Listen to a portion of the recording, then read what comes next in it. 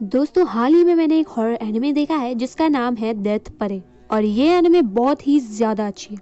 ये एनिमे इतनी अच्छी है कि IMDb पर इसे मिले हैं 7.9 स्टार्स आउट ऑफ 10।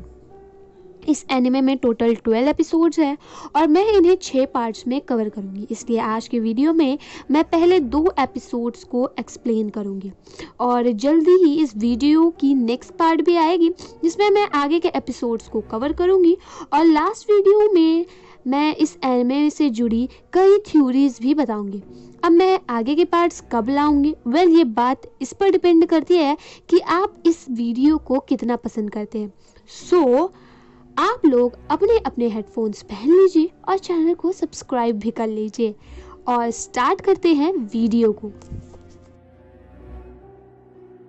तो पहले एपिसोड का नाम है डेथ 7 डार्ट्स और एपिसोड स्टार्ट होते ही हम एक न्यूली वेल्ड कपल को देखते हैं जो कि एक एलिवेटर से बाहर आ रहे थे।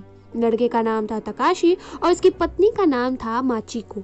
और एलिवेटर से बाहर आते ही ये दोनों खुद को एक बार में खड़ा पाते हैं और इस बार का नाम था क्वीन डेकेम और इस बार के बारटेंडर का नाम था डेकेम।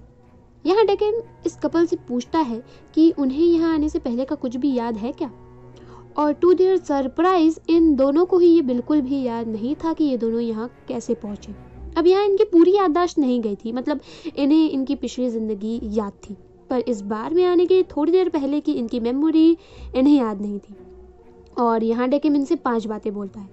पहली बात ये कि डेकेम इन्हें नहीं बता सकता कि वो दोनों कहाँ थे।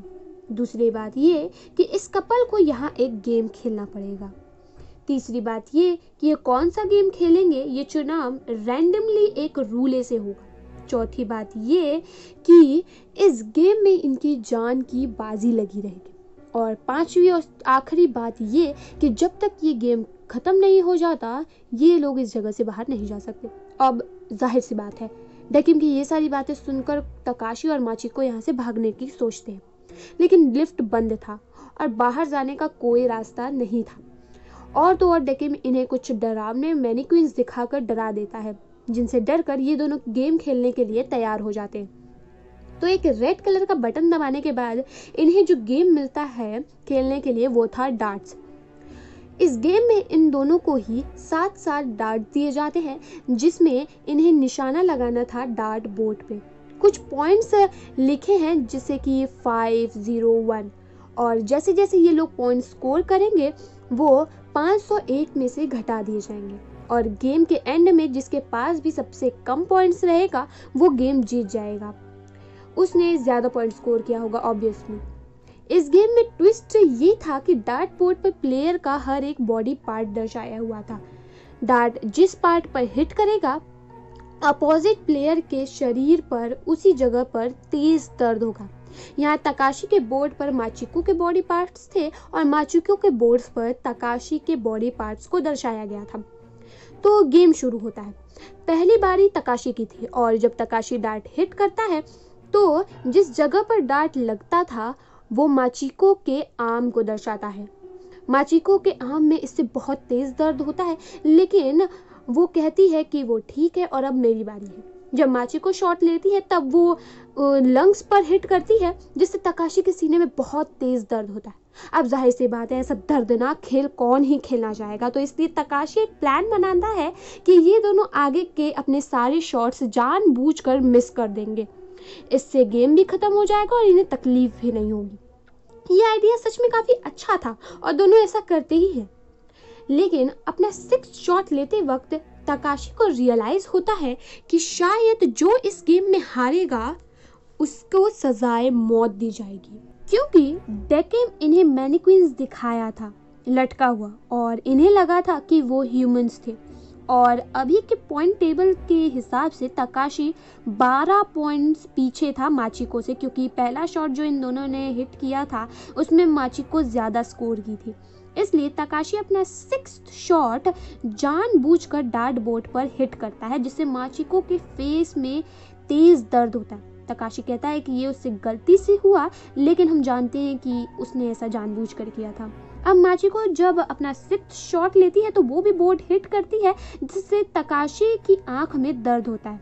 इस शॉट के बाद माचिको फिर से 4 पॉइंट आगे थी और यहाँ माचिको भी यही कह रही थी कि उससे गलती से ही शॉट लग गया।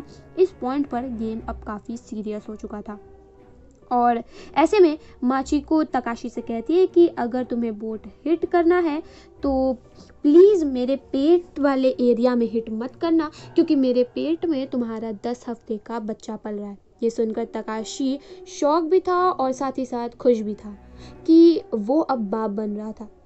तकाशी कहता है कि तुम्हें मुझे ये बात पहले बतानी चाहिए थे और इसके बाद तकाशी अपना लास्ट शॉट लेने जाता है, लेकिन यहाँ उसके मन में कुछ पुरानी बातें चलती हैं और ये बातें कुछ अजीब थी। दरअसल तकाशी को शक था कि माचिको उस पर चीट कर रही थी, क्योंकि शादी से पहले वो माचिको के कुछ दोस्तों को बात करते सुन लिया था जहाँ वो कह रही थी कि माची का हस्बैंड डॉक्टर है और वो सक्सेसफुल है और उसका बॉयफ्रेंड भी है जो कि बहुत हॉट है।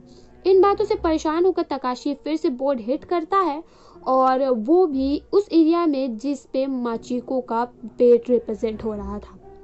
इससे माचिको के पेट में तेज दर्द होता है और तकाशी यहाँ माचिको को ब्लेम करना शुरू कर देता है कि तुम्हारी तो हमारी शादी के दिन भी अफेयर चल रहा था, ये बच्चा तो शायद मेरा है भी नहीं। माचिको इनकार करती है कि ऐसा कुछ भी नहीं है, लेकिन तकाशी लगातार उस पर ब्लेम डाले जा रहा था, जिसके बाद तकाशी माचिको का आखिरी डांट खुद उठा लेता है और वो उसे अपने बोट पर इस्तेमाल करने का प्लान कर रहा था, क्योंकि रूल्स में ऐसा कहीं भी मेंशन नहीं किया गया था कि आप दूसरे का डांट इस्तेमाल नहीं कर सकते। ऐसे में माचिको कहती है कि उसकी फ्रेंड्स जिस माची के बारे में बात कर रही थी वो मैं नहीं बल्कि मेरी एक दोस्त माचिता युकी है, और तुम माची सुनकर कंफ्यूज हो गए कि वो मेरे बारे में बात कर रही होंगी। ये सुनकर तकाशी सॉरी कहने लगता है और तभी माचिको उसके हाथ से अपना डांट छीन लेती है और अपने बोर्ड पर चला देती है। शॉट सीधा सेंटर में लगता है जो कि तकाशी के हर्ट को दर्शा रहा था। तकाशी को इससे दिल में बहुत तेज दर्द होता है और इसी के साथ माचिको ये गेम जीत गई।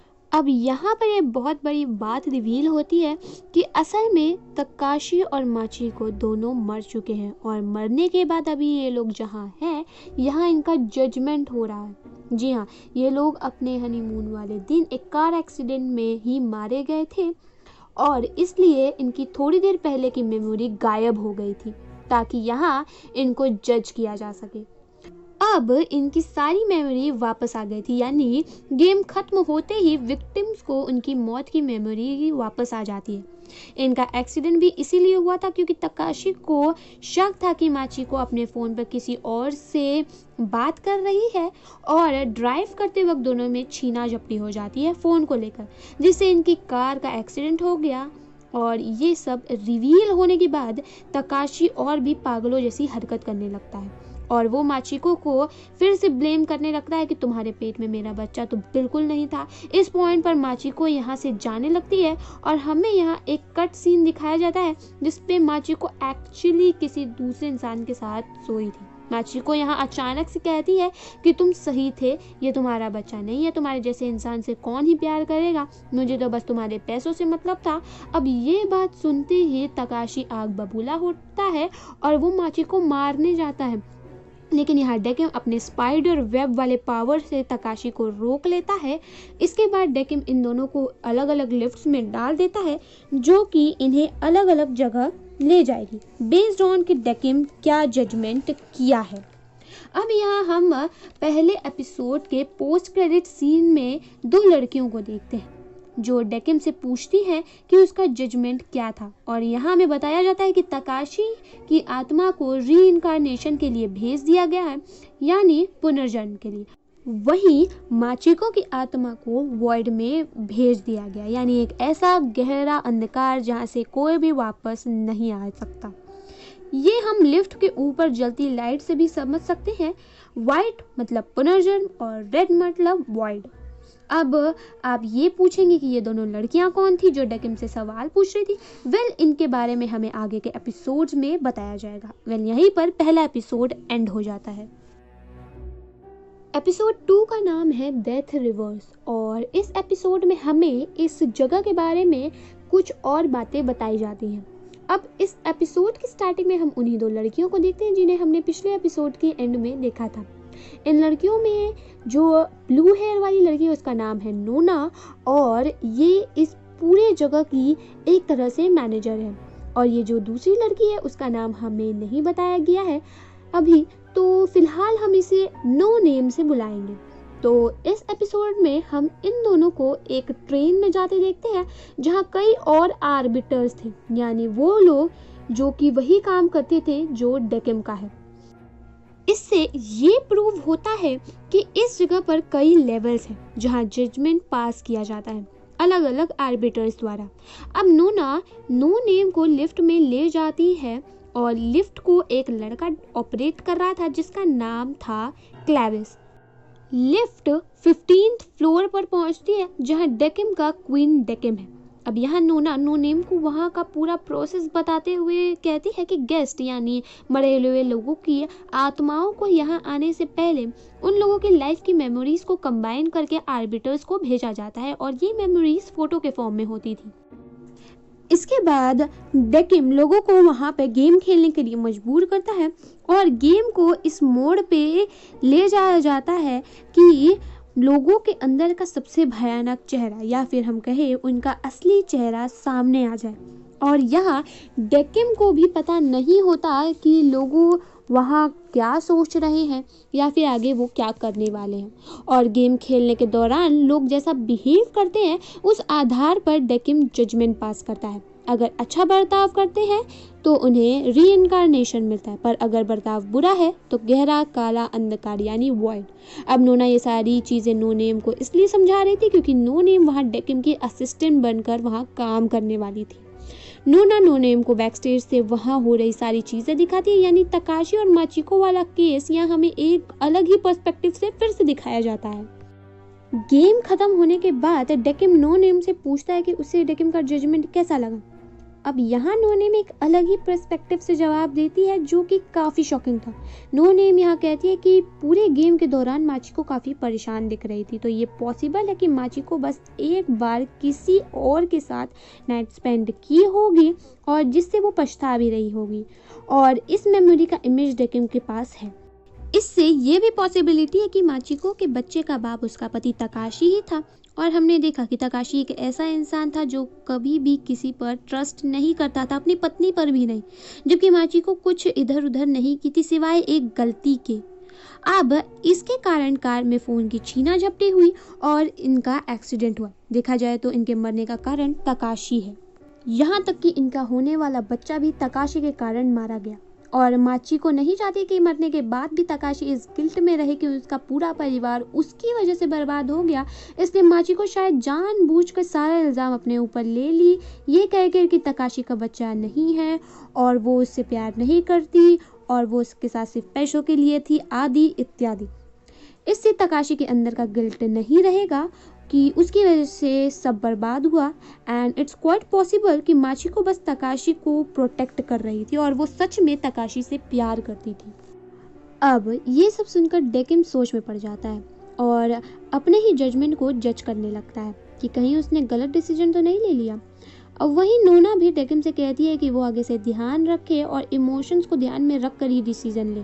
इसके बाद डेकिम दोनों लेडीज़ यानी नोना और नो नेम को ड्रिंक्स बनाकर पिलाता है और नोना नो नेम को वहाँ अपॉइंट कर देती है ताकि नो नेम डेकिम की मदद कर सके डिसीजन लेने में, यानी नो नेम डेकिम की असिस्टेंट बन गई थी। इसके बाद हम नोना को 90th फ्लोर पर जाते देखते हैं जहाँ हमें बहुत हरियाली दिखती है और एक घर भी दिखता है। नोना अपने मन में सोच रही होती है कि तकाशी जिस तरह का इंसान था वो हमेशा लोगों पर शक ही करता रहता था और उसे अपनी ज़िंदगी में कभी खुशी मिलने ही नहीं वाली थी, क्योंकि ऑफ कोर्स अगर कोई अपनी ज़िंदगी में सिर्फ दूसरों पर शक ही करता बिताएगा तो वो खुश कैसे रहेगा। यहाँ हमें एपिसोड का पोस्ट क्रेडिट सीन दिखाया जाता है जिसमें नोना डेकिम से फ़ोन पर कहती है कि उसका टर्म सिर्फ 3 महीने के लिए। इसके बाद नोना एक स्टोरी बुक पढ़ने लगती है जिसका नाम था चावॉट, और यहीं पर सेकेंड एपिसोड खत्म हो जाता है और यहीं पे एंड होता है आज का वीडियो। मिलते हैं नेक्स्ट संडे इसी वीडियो के सेकेंड पार्ट के साथ। तब तक के लिए बाय बाय।